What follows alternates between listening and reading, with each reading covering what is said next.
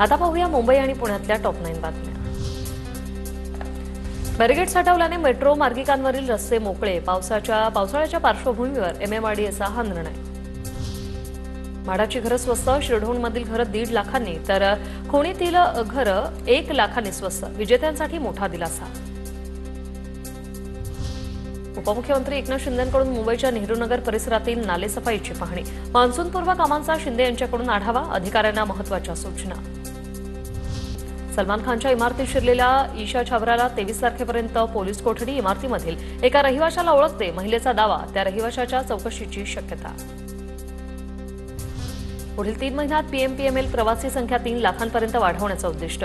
सध्या 12.5 लाख प्रवासी नियमित प्रवास करतात। पुरंदरच्या दिवे घाटात पालखी मार्गाचं काम प्रगतीपथावर। पालखी मार्गाच्या कामासाठी दुपारी 12 ते 3 या वेळेत घाट वाहतुकीसाठी अर्धा तास बंद राहणार। नागरिकांना वाहतुकीचे नियम पाळण्याचं आवाहन।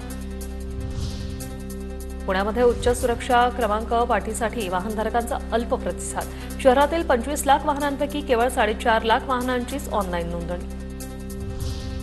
भारतातील आघाडीची नोटबुक आणि स्टेशनरी उत्पादन कंपनी आयटीसी क्लासमेटकडून गेमिफाईड नोटबुक लॉन्च। गेमिफाईड नोटबुकमधून खेळ आणि शिक्षणाचं मिश्रण। शिक्षणाला आनंददायी अनुभवात रूपांतरित करण्याचा आयटीसी क्लासमेटचा प्रयत्न।